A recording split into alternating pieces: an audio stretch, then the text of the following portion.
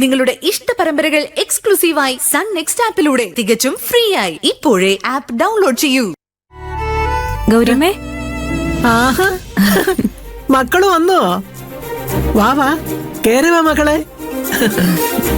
ഞങ്ങളെ അവിടുന്ന് ഓടി രക്ഷപ്പെട്ട് വന്നതാ ഗൗരിയമ്മേ. മഹിമേ, എന്താ, ഞാൻ ഉള്ള കാര്യമല്ലേ പറഞ്ഞു.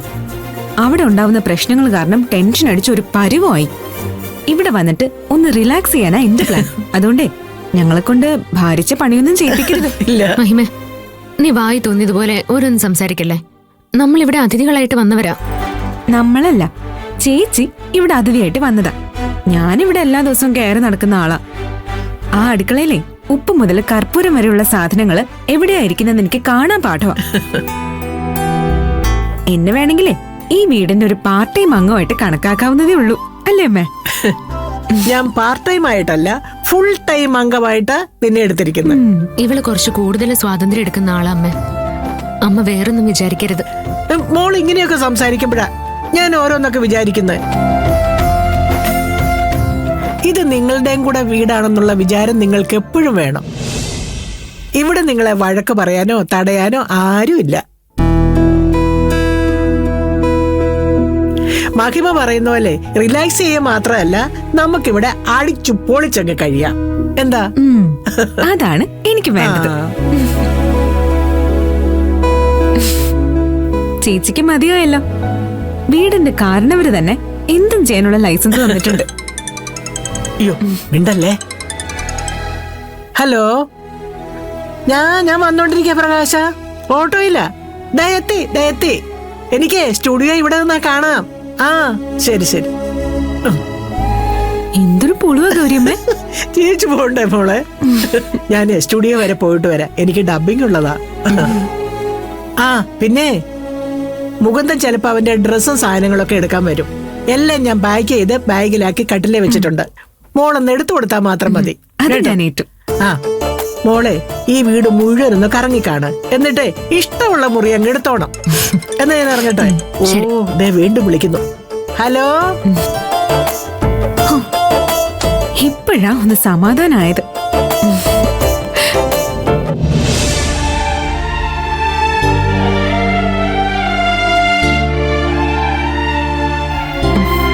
ചേച്ചി എന്തെങ്ങനെ വാടിയിരിക്കുന്നേ? ആ വീട്ടിൽ നിന്ന് കുറച്ചു ദിവസത്തേക്ക് മോക്ഷം കിട്ടിയെന്ന് കരുതിയാ മതി. അതെന്റെ വീടല്ലേ മോളെ. നല്ലവരോ ചീത്തയോ അതെന്റെ കുടുംബക്കാരാ. അവരിൽ നിന്ന് മാറി നിൽക്കുന്നതിൽ എനിക്കൊരു സന്തോഷമില്ല. ഓ, എന്റെ ചേച്ചി ഇങ്ങനൊരു നന്മമരം ആയല്ലോ എന്റെ ഭഗവാനെ. ചേച്ചി, ദേ ആ കാണുന്ന മുറി എടുത്തോ, പോയി റെസ്റ്റ് എടുക്ക്. വക്കീലേ ഇപ്പൊ ഡ്രസ് എടുക്കാൻ വരും. ഞാനൊന്ന് കുളിച്ച് ഫ്രഷ് ആവട്ടെ.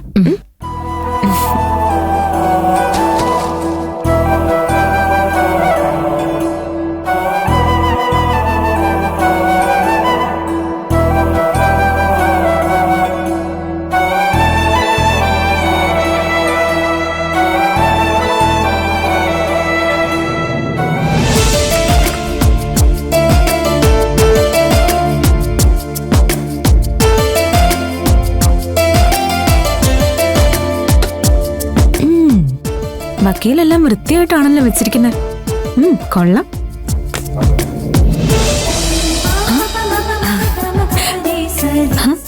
വക്കീലിന്റെ കോട്ട് ഒന്ന് ഇട്ട് നോക്കിയാലോ? ചേച്ചി കാണോ?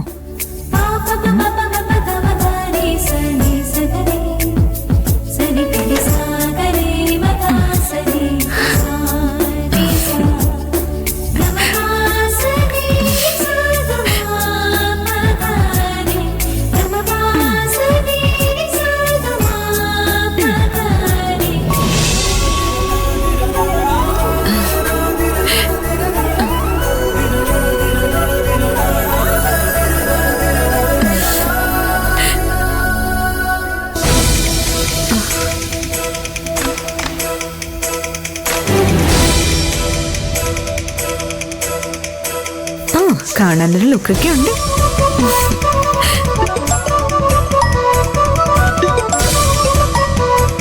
അയ്യോ, വക്കീലാണല്ലോ.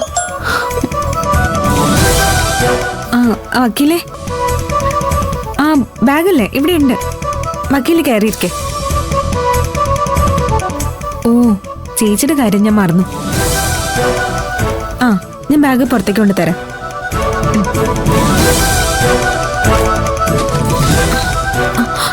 ഈശ്വര കോട്ട്.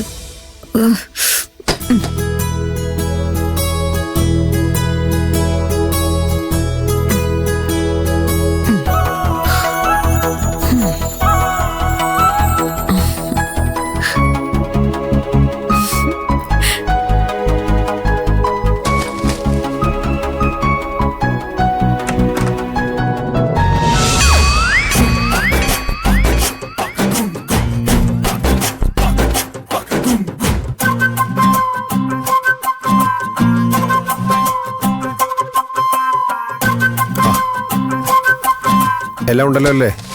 ആ ഗൗരിയമ്മ പോകുന്നതിന് മുൻപ് എല്ലാം എടുത്തു വെച്ചിട്ടാ പോയത്. ആ എന്നാ കുഴപ്പമില്ല.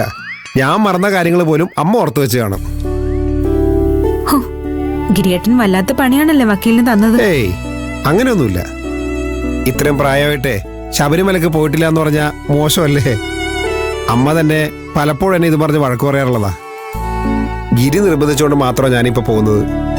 ഇല്ലെങ്കിലേ മടി പിടിച്ച് ഞാൻ ഇവിടെ തന്നെ ഇരുന്നേനെ. അപ്പോ വക്കീലിന് കോടതിയിലുള്ള കേസുകളോ? സത്യം പറയാലോ, ആകെ 2-3 കേസുകളെ ഈ മാസം എനിക്കുള്ളൂ. അത് ഞാൻ എൻ്റെ ഒരു കൂട്ടുകാരനെ ഏൽപ്പിച്ചു. അവൻ എടുക്കനാ. അതുകൊണ്ടേ ആ ടെൻഷനൊന്നുമില്ല. അല്ല, മഞ്ജു ഹാപ്പി അല്ലേ? കുഴപ്പമൊന്നുമില്ല. ഗിരിയേട്ടനെ കാണാൻ പറ്റാത്തതിന്റെ വിഷമമുണ്ട്. അവിടെയുള്ള ചടങ്ങുകളൊക്കെ കൂടെ നിന്ന് നടത്തണമെന്നായിരുന്നു ചേച്ചിയുടെ ആഗ്രഹം. ഗിരിക്കും നല്ല വിഷമമുണ്ട്. ഇവിടെ ആയതുകൊണ്ട് മാത്രമാ അവൻ മഞ്ജുവിനെ വിശ്വസിച്ച് ഏൽപ്പിച്ചു പോകുന്നത്. ഇല്ലായിരുന്നെങ്കിൽ മഞ്ജുവിനെ അവിടെ തന്നെ നിർത്തേണ്ട അവസ്ഥ വന്നേനെ. അയ്യോ വേണ്ടായേ. അവിടെ നിൽക്കുന്നതിനേക്കാൾ എന്തുകൊണ്ട് നല്ലത് ഇവിടെ തന്നെയാ. ഗിരിയേട്ടൻ ശബരിമലയിലേക്ക് പോയി കഴിഞ്ഞാ അവിടെ എങ്ങനെ കഴിച്ചു കൂട്ടുമെന്ന് ആലോചിച്ച് ഞാൻ വട്ടുപിടിച്ചിരിക്കായിരുന്നു. അപ്പോഴാ ദൈവമായിട്ട് ഇങ്ങനൊരു അവസരം ഒരുക്കി തന്നത്. അവിടെയായിരുന്നെങ്കിൽ ഗിരിയേട്ടൻ വീടിന്റെ പടിക്ക് പുറത്ത് കാലെടുത്ത് വെക്കേണ്ട താമസം. എല്ലാവരും കൂടി പോര് തുടങ്ങിയാനെ. ഗിരിയേട്ടനും അത് അറിയാവുന്നതുകൊണ്ടാ ചേച്ചി ഇങ്ങോട്ട് അയച്ചത്. ഇവിടെ ആവുമ്പോ ഞാനും ചേച്ചിയും ഗൗരിയമ്മയും കൂടെ അടിച്ചു പൊളിക്കും. അതെ, ഒരു മയത്തിലൊക്കെ ആഘോഷിച്ചാൽ മതി. അമ്മ ഇങ്ങനെ ബഹളം വെച്ച് നടക്കുന്നുള്ളൂ. അത്യാവശ്യത്തിന് ഷുഗറും പ്രഷറും കൊളസ്ട്രോളും ഒക്കെ ഉണ്ട്. വക്കീൽ വെറുതെ ഗൗരിയമ്മയെ പേടിപ്പിക്കാൻ ഓരോന്ന് പറയുന്നത് പോലെ എന്റെ അടുത്ത് പറയല്ലേ. ഗൗരിയമ്മയ്ക്ക് ഒരു കുഴപ്പമില്ല. ഈ പ്രായത്തിലുള്ളവരെ വെച്ച് നോക്കുമ്പോ അമ്മ ഉരുക്ക് വനിതയാ. ആ ഉവ്വ കുറച്ച് കൂടുതൽ നേരമേ ആ ഷവറിന്റെ അടിയിൽ നിന്നാലേ ഈ ഉരുക്ക് വനിത മൂക്കും ചീറ്റി ആവി പിടിക്കുന്നത് കാണാം. പിന്നെ ഞാൻ അവിടെയാണെങ്കിലും എന്റെ മനസ്സ് ഇവിടെ ആയിരിക്കും. അമ്മേനെ നോക്കിക്കോളേ. വക്കീൽ എന്തിനാ ടെൻഷൻ അടിക്കുന്നേ? ഈ വീട്ടിലുള്ളതേ ഒരു മെഡിക്കൽ സ്റ്റുഡന്റാ. അമ്മയുടെ കാര്യങ്ങളൊക്കെ ഞാൻ നോക്കിക്കോളാം. കൊടുക്കാനുള്ള മരുന്നുകളൊക്കെ ഞാൻ ഇപ്പോഴേ നോക്കി വെച്ചിട്ടുണ്ട്. വക്കീല് തിരിച്ചു വരുമ്പോ ഗൗരിയമ്മ എന്നെ ഈ വീട്ടിൽ നിന്ന് പോവാൻ സമ്മതിക്കുമെന്നുള്ള സംശയം മാത്രമേ എനിക്കുള്ളൂ. ആ സംശയം എനിക്കുണ്ട്.